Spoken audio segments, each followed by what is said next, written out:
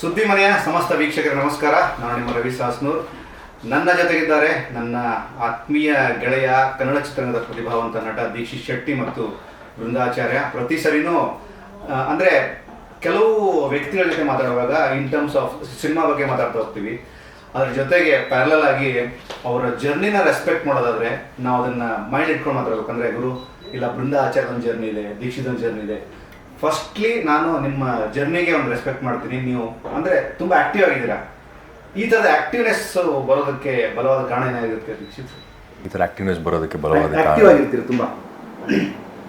Cinema ಮೇಲಿರುವ ಪ್ರೀತಿ ಹುಚ್ಚತನ ಅಂತ ಅನ್ಬೋದು. ಬೇಕಾದರೆ ಸ್ವಲ್ಪ ಪ್ರೀತಿ ಎಕ್ಸ್ಟ್ರೀಮ್ ಆದಾಗ ಹುಚ್ಚತನ ಆಗುತ್ತೆ. ಸೊ ಆ ಹುಚ್ಚತನ ಇರೋದ್ರಿಂದ ಮೋಸ್ಟ್ಲಿ ಅದು ಆ್ಯಕ್ಟಿವ್ ಆಗಿರುತ್ತೆ. ಆ್ಯಂಡ್ ಎಲ್ಲೋ ಒಂದು ಕಡೆ ಇನ್ನೂ ಏನೋ ಮಾಡಬೇಕು ಅನ್ನುವ ತವಕ, ಆ ಝೀಲ್ ಒಳಗೊಂದು ಫೈರ್ ಯಾವಾಗಲೂ ಇರುತ್ತೆ. ಇನ್ನಷ್ಟು ಬೇಕು, ಮತ್ತಷ್ಟು ಬೇಕು ಅನ್ನೋದೆಲ್ಲ ಒಂದು ಕಡೆ ಸಿನಿಮಾಗೆ ಸಂಬಂಧಪಟ್ಟ ಹಾಗೆ ಯಾವಾಗಲೂ. ಸೊ ಆ ಮೋಸ್ಟ್ಲಿ ಅದು ಕೀಪ್ಸ್ ಮಿ ಗೋಯಿಂಗ್. ಹಾಗಾಗಿ ಕಲಾವಿದನಾಗಿ ಭಾಷೆಗಳನ್ನು ಮೀರಿ ಬೆಳೆಯುವಂತಹ ಒಂದು ಪ್ರಯತ್ನ, ಪ್ರೀತಿಸುವಂಥ ಪ್ರಯತ್ನ, ಎಲ್ರಿಗೂ ಹತ್ರ ಆಗುವಂಥ ಪ್ರಯತ್ನ ದೀಕ್ಷಿತಲ್ಲಿ ತುಂಬ ಇದೆ.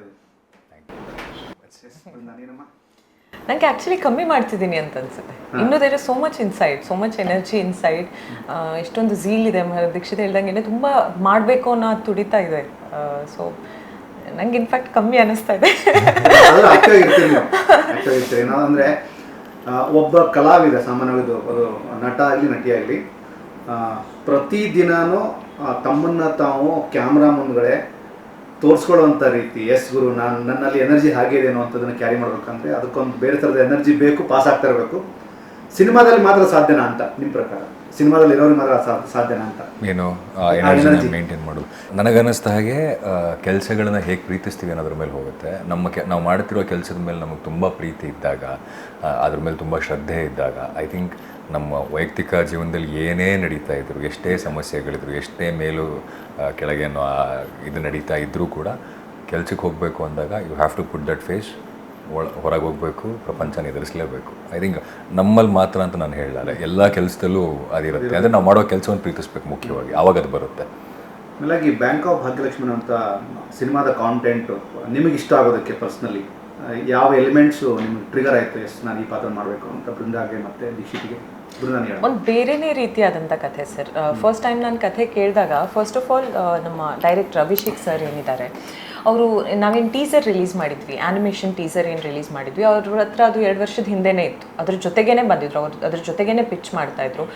ಐ ಗಾಟ್ ದಿಸ್ ಏನೋ ಒಂದು ಬೇರೆನೇ ರೀತಿ ಕಾನ್ಫಿಡೆನ್ಸ್ ಕಾಣಿಸ್ತಾ ಇತ್ತು ಅವರಲ್ಲಿ. He had a vision. ಅವರು ಡೈರೆಕ್ಷನಿಗೆ ಡೆಬ್ಯೂ ಆಗಿರ್ಬೋದು, ಬಟ್ ಇಂಡಸ್ಟ್ರಿಯಲ್ಲಿ ಆಲ್ಮೋಸ್ಟ್ ಒಂದು 10 ವರ್ಷ ಮೇಲ್ಗಡೆ ಇದ್ದಾರೆ. ಪಿನಾಕ ಸ್ಟುಡಿಯೋಸ್ ಅಂತ ಒಂದು ಸಕ್ಸಸ್ಫುಲ್ VFX ಸ್ಟುಡಿಯೋ ನಡೆಸ್ತಾ ಇದ್ದಾರೆ. And is supremely talented. ನಂಗೆ ಅದು ಆ ಟೀಸರ್ ನೋಡಿ ನನಗೆ ಅದೇನೋ ಒಂದು ಕಾನ್ಫಿಡೆನ್ಸ್ ಬಂತು. ಆ್ಯಂಡ್ ಅವರಿಗೆ ನಾಲೆಜ್ ಇದೆ ಸಿನಿಮಾ ಬಗ್ಗೆ. ಫಸ್ಟ್ ಆಫ್ ಆಲ್ ಕತೆ ತುಂಬಾ ಚೆನ್ನಾಗಿತ್ತು, ನನ್ನ ಪಾತ್ರ ತುಂಬಾ ಚೆನ್ನಾಗಿತ್ತು, ಬೇರೆ ರೀತಿ ಇತ್ತು. ಇನ್ಫ್ಯಾಕ್ಟ್ ಕೌಸಲ್ಯ ಆದಮೇಲೆ ತುಂಬಾ ಎಲ್ಲ ಒಂದು ಆ ಮೈಂಡ್ ಸೆಟ್ಟಲ್ಲೇ ಬರ್ತಾ ಇದ್ರು ಎಲ್ಲರೂ. ಕರ್ಲಿ ಹೇರು ಬಬ್ಲಿ ಕ್ಯಾರೆಕ್ಟರು. ಇನ್ಫ್ಯಾಕ್ಟ್ ಲುಕ್ ಕೂಡ ಯಾರು ಚೇಂಜ್ ಮಾಡಕ್ಕೆ ಅಂದ್ರೆ ರಿಕ್ವೆಸ್ಟ್ ಮಾಡ್ಕೋತಾ ಇದ್ರು. ಅದ್ರ ಜೊತೆಗೆ ಪ್ರೇಮ ಪೂಜಂ ಅಂದ್ರೆ ಅದೊಂದು ಸಿನಿಮಾ ನೋಡಿದ್ದೆ ನಾನು. Sorry to interrupt.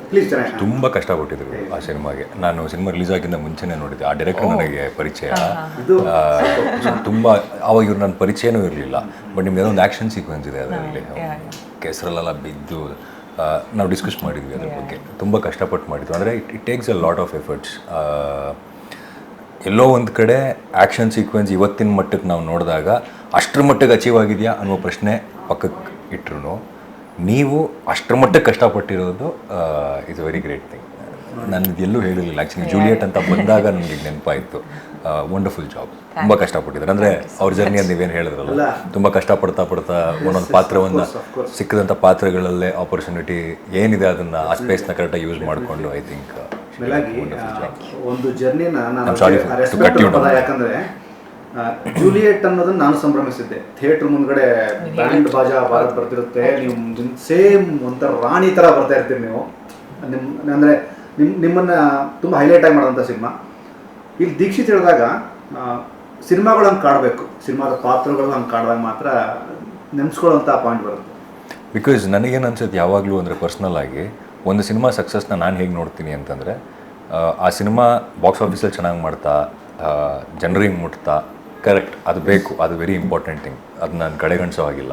ಬಟ್ ಅದನ್ನು ಪಕ್ಕಕ್ಕಿಟ್ಟು ಒಂದು ಸಿನಿಮಾಯಿಂದ ನನಗೆ 2 ಸಿನಿಮಾ ಬಂತು ಅಂದರೆ ಆ ಒಂದು ಸಿನಿಮಾ ನೋಡಿದಂಥ ಯಾರೋ ಒಬ್ಬರು ಟೆಕ್ನಿಷಿಯನ್ನು, ಡೈರೆಕ್ಟರು ಅಥವಾ ಯಾರೋ ಒಬ್ಬ ಕೋ ಡೈರೆಕ್ಟ್ರು ನನಗೆ ಕರೆದು ಇನ್ನು 2 ಸಿನಿಮಾನೋ 3 ಸಿನಿಮಾ ರೆಫರ್ ಮಾಡಿ ಅದರಲ್ಲಿ ನಾನು ಒಂದು 2 ಸಿನಿಮಾ ಅದ್ರಲ್ಲಿ ಮಾಡ್ತಾ ಇದ್ದೀನಿ ಅಂತಂದರೆ ultimately that film is successful. And that ಅದ್ರ ಜೊತೆಗೆ ಅದೇ ಟೀಮ್ ಅವರು ಇನ್ನೊಮ್ಮೆ ಬರ್ತಾರಲ್ಲ ಆಗ ಇನ್ನೂ ಖುಷಿ ಆಗುತ್ತೆ. ಅಂದ್ರೆ ನಿಮ್ ಜೊತೆ ಕೆಲಸ ಮಾಡಿ ತುಂಬಾನೇ ಖುಷಿ ಆಯ್ತು. ನೀವು ಹೆಂಗ್ ಸೆಟ್ ಅಲ್ಲಿ ಇರ್ತೀರಾ, ನಿಮ್ದು ವರ್ಕಿಂಗ್ ಏನ್ ಸ್ಟೈಲ್ ಇದೆ, ತುಂಬಾ ಖುಷಿ ಆಯ್ತು. ಇನ್ನೊಂದು ಸಿನಿಮಾ ಮಾಡೋಣ ಮೇಡಮ್ ಅಂತ ಒಂದೊಂದ್ಸತಿ ಲೈಕ್ ದಟ್ ಈಸ್ ಹ್ಯಾಪನ್ ಅಲ್ಲ, ಅದು ತುಂಬಾ ಖುಷಿ ಕೊಡುತ್ತೆ. ಮೇಲಾಗಿ ನಾನು ಬ್ಯಾಂಕ್ ಆಫ್ ಭಾಗ್ಯಲಕ್ಷ್ಮಿದ ಒಂದು ಇಂಟರ್ವ್ಯೂ ನನಗೆ ದೀಕ್ಷಿತ್ ಶೆಟ್ಟಿ ಮತ್ತು ಬೃಂದಾ ಸಿಗ್ತಾರೆ ಅಂತಂದಾಗ ತುಂಬ ಜನ ಹೆಂಗೆ ಕನೆಕ್ಟ್ ಆಗ್ತಾರಂದರೆ, ಇದು ಜನರ ಒಪಿನಿಯನ್ ಅಂದರೆ ಆ ಒಂದು ಕಮೆಂಟ್ಸ್ಗಳು ನಿಮಗೆ ಸಿಗದೇ ಇರ್ಬೋದು, ನಿಮಗೆ ನೋಡೋಕ್ಕಾಗದೇ ಇರ್ಬೋದು. ಏನು ಆ್ಯಕ್ಟ್ರುಗಳು ಅವನು ಸೀರಿಯಲಲ್ಲಿ ನಾಗಿನೇ ನೆನೆಸ್ಕೋತಾರೆ. ನೀವು ಕೂಡ ಟೆಲಿವಿಷನ್ನು, ನೀವು ಕೂಡ ಅಂದರೆ ಆ ಟೆಲಿವಿಷನ್ ಅನ್ನೋದು ಕಲಾವಿದರಿಗೆ ಬೇರೆ ಥರದ ಒಂದು ಸ್ಟ್ರಾಂಗ್ ಒಂದು ಸೆಕ್ಯೂರಿಟಿ ಫೀಲ್ನ ಕೊಟ್ಟಿರುತ್ತೆ ಅನ್ನೋವಂಥದ್ದು ಜನರ ಒಪಿನಿಯನ್ ಇದೆ. ಇದಕ್ಕೆ ನೀವು ಕೂಡ ಕನೆಕ್ಟ್ ಆಗಿರ್ತೀರಿ. ನಾಗಿಣಿಗೆ ಜನ ಕನೆಕ್ಟ್ ಆಗ್ತಾರೆ ಅಂದರೆ ಆ ಒಂದು ಇಂಟೆನ್ಸಿಟಿ ಹೇಗಿರಬೇಕು ಜನರದ್ದು ಅಂತ. ಏನಾಗುತ್ತೆ, ನಾವು ಸೀರಿಯಲ್ ಮಾಡುವಾಗ ಅವರ ಮನೆಗಳಿಗೆ ನಾವು ಹೋಗ್ತೀವಿ, ಅವರ ಕಂಫರ್ಟಬಲ್ ಟೈಮಿಗೆ ನಾವು ಹೋಗ್ತೀವಿ. ಓಕೆ, ಸೊ ಆವಾಗ ಏನಾಗುತ್ತೆ, ಪ್ರತಿದಿನ ಅದನ್ನು ನೋಡ್ತಾರೆ, ಕನೆಕ್ಟ್ ಆಗ್ತಾರೆ. ಆ್ಯಂಡ್ ಎಲ್ಲೋ ಒಂದು ಕಡೆ ನಾನು ಸೀರಿಯಲ್ ಮಾಡುವಾಗ ಅಥವಾ ಇವತ್ತಿಗೂ ಯಾರು ಸಿಕ್ಕಿದಾಗ, ತುಂಬ ಏಜ್ ಆದವ್ರು ಸಿಕ್ಕಿದಾಗ ಅಥವಾ ಅವ್ರು ಹೇಳ್ತಾರೆ ನನ್ನ ಮಗ ನಿಂತರನೇ ಇದ್ದ, ನನ್ನ ಅಣ್ಣ ನಿಂತರನೇ ಇದ್ದರು ಅಂತ ಯಾವುದೋ ಹೆಣ್ಮಕ್ಳು ಬಂದು ಹೇಳೋದು, ಅಥವಾ ಈ ಥರ ಈ ನಮ್ಮನ್ನು ಅವರ ಯಾವುದೋ ಒಂದು ಅವರ ಪ್ರೀತಿ ಪಾತ್ರರನ್ನು ನಮ್ಮಲ್ಲಿ ನೋಡ್ತಾರೆ. ಅವ್ರಿಗೆ ಇರ್ಬೋದು ಇಲ್ಲದೆ ಇರ್ಬೋದು ಕೆಲವು ಸತಿ, ಈ ಥರದ್ದೆಲ್ಲ ಆಗುತ್ತೆ. ನಾನು 2019 ನಾಗಿಣಿ ಲಾಸ್ಟ್ ಮಾಡಿದ್ದು, ಇವಾಗ 2025. ಇವತ್ತಿಗೂ ನಾನೆಲ್ಲರೂ ಈಗ ರಿಮೋಟ್ ಏರಿಯಾಸಲ್ಲಿ ನಾನು ಶೂಟ್ ಮಾಡ್ತಾ ಇದ್ದೀನಿ, ಕೆಲವೊಂದು ತುಂಬ ಒಳಗಡೆ ಹಳ್ಳಿ ಪ್ರದೇಶಗಳಲ್ಲಿ ಶೂಟ್ ಮಾಡ್ತಾ ಇದ್ದೀನಿ. ಅಲ್ಲಿ ಹೇಗಿರುತ್ತೆ ಅಂದರೆ ಇವತ್ತಿಗೂ ನನ್ನ ಅರ್ಜುನ್ ಅನ್ನೋ ಹೆಸರಲ್ಲೇ ಗುರುತಿಸ್ತಾರೆ. ಆ್ಯಂಡ್ ಇವತ್ತಿಗೂ ಕೇಳ್ತಾರೆ ಯಾಕಪ್ಪ ಇಂಡಸ್ಟ್ರಿ ಬಿಟ್ಬಿಟ್ಟ ಅಂತ. ನಾನು ಸಿನಿಮಾ ಮಾಡ್ತಿರೋದು ಗೊತ್ತೇ ಇಲ್ಲ, ನಾನು ಏನು ಮಾಡ್ತಾ ಇದ್ದೀನಿ ಅನ್ನೋದು ಗೊತ್ತೇ ಇಲ್ಲ. ಬಿಕಾಸ್ ಸಿನಿಮಾಗಳ ರೀಚ್ ಕಮ್ಮಿ ಇದೆ, ಇದನ್ನು ನಾನು ಕಂಡುಕೊಂಡಂಥ ಸತ್ಯ. ಥಿಯೇಟ್ರ್ಗಳಿಲ್ಲದೆ ಇರೋ ಕಾರಣನೋ ಅಥವಾ ತುಂಬ ಟ್ರಾವೆಲ್ ಮಾಡಬೇಕನ್ನೋ ಕಾರಣನೋ ಸೀರಿಯಲ್ ಏನು ರೀಚ್ ಇದೆಯಲ್ಲ ಅದು ಸಿನಿಮಾಗೆ ಇವತ್ತಿಗೂ ಇಲ್ಲ. ಅದಕ್ಕೆ ಕಾರಣ ಸಾಕಷ್ಟಿವೆ. ಅಂದರೆ ನನಗೆ ನಾನು ಕೇಳ್ಕೊಂಡಂಥ ಪ್ರಶ್ನೆಗಳಿವೆ. ಅಂದರೆ ಯಾವುದೋ ಒಂದು ಊರಲ್ಲಿದ್ದೆ, ಆ ಊರಲ್ಲಿ ಅವ್ರನ್ನ ಕೇಳಿದಾಗ ಅವರು ಒಂದು ಥಿಯೇಟ್ರಿಗೆ 30-32 ಕಿಲೋಮೀಟರ್ ಟ್ರಾವೆಲ್ ಮಾಡಬೇಕಂತೆ, which is impossible, highly impossible. 32 kilometre travel ಮಾಡ್ಕೊಂಡು ಹೋಗಿ ಒಂದು ಸಿನಿಮಾ ನೋಡ್ಕೊಂಡು ಅಪ್ ಅಂಡ್ ಡೌನ್ 60 ಕಿಲೋಮೀಟರ್ ಎಲ್ಲ ಕಡೆ ರಿಲೀಸ್ ಆಗಲ್ಲ. ಸೊ ಈ ಥರದ್ದೆಲ್ಲ ಇರೋದ್ರಿಂದ ಸಿನಿಮಾದ ರೀಚ್ ಕಂಪ್ಯಾರಿಟಿವ್ಲಿ ಕಮ್ಮಿ ಸೀರಿಯಲ್ ಕಂಪೇರ್ ಮಾಡಿದಾಗ. ಆ್ಯಂಡ್ ಸೀರಿಯಲ್ ರೀಚ್ ಏನಿದೆ ಅದು ಮನೆಗೆ ಹೋಗ್ತೀವಿ, ಮನಸ್ಸುಗಳನ್ನ ಮುಟ್ತೀವಿ, ಪ್ರತಿಯೊಂದು ಮನಸ್ಸನ್ನು ಮುಟ್ತೀವಿ. ಆ್ಯಂಡ್ ಅದು ಲಾಂಗ್ ಜರ್ನಿ. ಅದು 2.5 ಗಂಟೆ ಸಿನಿಮಾ ಮುಗಿದೋಗುತ್ತೆ, 4 ವರ್ಷಕ್ಕೂ ಸೀರಿಯಲ್ ನಡೀತಾ ಇರುತ್ತೆ. ಸೊ ಆ ಪಾತ್ರಗಳು ಹೇಗಾಗುತ್ತೆ, ಕೆಲವರಿಗೆ ಅವ್ರು ಆ ಪಾತ್ರಗಳ ಜೊತೆ ಅವರು ಬೆಳೆದಿರ್ತಾರೆ. ಎಷ್ಟೋ ಜನ ಮಕ್ಕಳು ಬಂದು ಸರ್ ನಿಮ್ಮನ್ನ ಸ್ಕೂಲಲ್ಲಿಂದ ಇದ್ದಾಗಿಂದ ನೋಡ್ತಾ ಇದ್ದೀವಿ ಸರ್ ಅಂತ ಅಂದಾಗ ಎಲ್ಲೋ ಒಂದು ಕಡೆ ವಯಸ್ಸಾಯ್ತಾ ಅಂತ ಅನ್ನೋ ಫೀಲ್ ಆಗುತ್ತೆ. ಬಟ್ ಆದರೂ ಒಂದು ಕಡೆ ಅವಾಗ ನಾನು ಕಾಲೇಜಲ್ಲಿದ್ದೆ, ಅವ್ರ ಸ್ಕೂಲಲ್ಲಿ ಈಗ 2nd ಸ್ಟ್ಯಾಂಡರ್ಡ್ 3rd ಸ್ಟ್ಯಾಂಡರ್ಡಲ್ಲಿ ಇದ್ದಿದ್ದು 8 ಇಯರ್ಸ್ ಮುಂಚೆ. ಇವಾಗ ಅವರೆಲ್ಲ ಕಾಲೇಜಲ್ಲಿದ್ದಾರೆ, PU-ಲಿದ್ದಾರೆ, ಡಿಗ್ರಿಲಿದ್ದಾರೆ. ಅವ್ರುಗಳು ನಿಮ್ಮ ಸೀರಿಯಲ್ ನೋಡ್ಕೊಂಡು ಬೆಳೆದ್ವಿ ಸರ್ ನಾವು ಅಂತ ಅಂತಾರೆ. ಸೊ ಅಂದರೆ ಆ ಪಾತ್ರದ ಜೊತೆಗೆ ಅವರು ಬೆಳೆದಿದ್ದಾರೆ. ಸೊ ಆ ಪ್ಯಾರಲಲ್ಲಿ ಬೆಳೀತಾ ಒಂದು ಕನೆಕ್ಷನ್ ಬರುತ್ತೆ. ಪ್ರಾಬಬ್ಲಿ ಇವ್ರು ನನ್ನ ಆಡಿಯನ್ಸು. ಇವತ್ತಿಗೆ ಥಿಯೇಟ್ರಿಗೆ ಬಂದು ಸಿನಿಮಾ ನೋಡ್ತಾರೆ ಅಥವಾ ಫಸ್ಟ್ ಶೋ ಬಂದು ಯಾರು ನೋಡ್ತಾರೆ ಅಂತಂದರೆ ಯಾರು ನನ್ನ ಸೀರಿಯಲ್ ಜೊತೆ ಬೆಳ್ಕೊಂಡು ಬಂದಿರಲ್ಲ ಮಕ್ಕಳು, ಅವರೇ ನನ್ನ ಫಸ್ಟ್ ಆಡಿಯನ್ಸ್ ಇವತ್ತು. ಸೊ ಅವರೇ ಬಂದು ಫಸ್ಟ್ ಶೋ ನನ್ನ ಸಿನಿಮಾ ನೋಡಿ.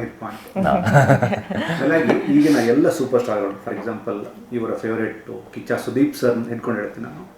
ಸುದೀಪ್ ಸರ್ ಆಗಲಿ, ಶಿವಣ್ಣ ಅವರಾಗಲಿ, ಜಗ್ಗೇಶ್ ಅಣ್ಣ ಆಗಲಿ, ತಾರಮ್ಮ ಆಗಲಿ, ಶ್ರುತಿಮ ಆಗಲಿ, ತುಂಬ ಜನ ದೊಡ್ಡ ಸ್ಟಾರ್ಸ್ಗಳು ಟೆಲಿವಿಷನ್ ಕೊಡುವಂತಹ ಫೀಲೇ ಬೇರೆ ಸರ್ ಅನ್ನುವಂತಹ ಮಾತು ತುಂಬ ಹೃದಯದಿಂದ ಮಾತಾಡ್ತಾರೆ. ಅಂದರೆ ನೀವು ಹೇಳಲ್ಲ ಮನಸ್ಸುಗಳಿಗೆ ಕೊಡ್ತೀವಿ ಅನ್ನೋಂಥ. ಸರ್ ಟೆಲಿವಿಷನ್ ಇದೆಯಲ್ಲ, ನನ್ನ ಪ್ರಕಾರ ಒಂದು ಸ್ಕೂಲ್.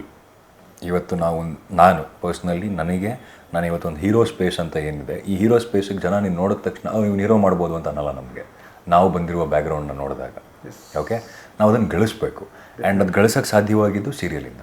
ಸೀರಿಯಲಲ್ಲಿ ಓಕೆ ಇವನು ಹೀರೋ, ಈ ಸೀರಿಯಲ್ನ ಹೀರೋ, ಈ ಸೀರಿಯಲ್ನ ಹೀರೋ ಅದು ಹೇಳಿ ಇವ್ನು ಹೀರೋ ಮಾಡ್ಬೋದು ಅನ್ನೋ ಆ ಸ್ಪೇಸ್ ಬಂದಿರೋದು ಅಲ್ಲಿಂದ. ಆ್ಯಂಡ್ ನಾನು ಇವತ್ತು ಏನೇ ಟೆಕ್ನಿಕಾಲಿಟೀಸ್ ಏನು ಕಲ್ತಿದ್ದೀನಿ, ಕ್ಯಾಮ್ರಾ ಟೆಕ್ನಿಕಾಲಿಟೀಸ್ ಆಗಿರ್ಬೋದು, ಲೈಟ್ ಆಗಿರ್ಬೋದು, ಇವತ್ತು ನಾನು ಸಿನಿಮಾ ಮೇಲೆ ಸಿನಿಮಾ ಮಾಡ್ತಾ ಇದ್ದೀನಿ ಅಂದ್ರೂ ಏನಕ್ಕೆ ಮಾಡ್ತಾ ಇದ್ದೀನಿ ಅದ್ರಲ್ಲಿ ಒಂದು ಕಾರಣ, ನಾನು ಕೆಲಸ ಫಾಸ್ಟಾಗಿ ಮಾಡ್ತೀನಿ, ಕ್ವಿಕ್ಕಾಗಿ ಮಾಡ್ತೀನಿ ಕೆಲಸ. ಅದಕ್ಕೆ ಮುಖ್ಯವಾದ ಕಾರಣ ಸೀರಿಯಲ್. ನನ್ನ ಸ್ಕೂಲಲ್ಲಿ ಪ್ರಿಪೇರ್ ಮಾಡಿದ್ದು ನನ್ನ ಸೀರಿಯಲ್. ನಾನೇನಾದರೂ ಆ್ಯಕ್ಟಿಂಗಲ್ಲಿ ಟ್ರಯಲ್ ಆ್ಯಂಡ್ ಎರರ್ ನೋಡಬೇಕಂದ್ರೆ ನಾನು ವರ್ಕ್ ಮಾಡಿದ್ದು ಅಲ್ಲಿ.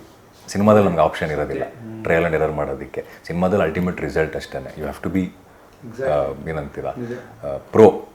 ಬಟ್ ಇಲ್ಲಿ ಇದು ಮಾಡಿದ್ರೆ ವರ್ಕ್ ಆಗುತ್ತಾ, ಇದು ಮಾಡಿದ್ರೆ ವರ್ಕ್ ಆಗಲ್ವಾ, ಈ ಥರದ್ದೆಲ್ಲ ಮಾಡೋ ಸಾಧ್ಯತೆಗಳಿರ್ತವೆ.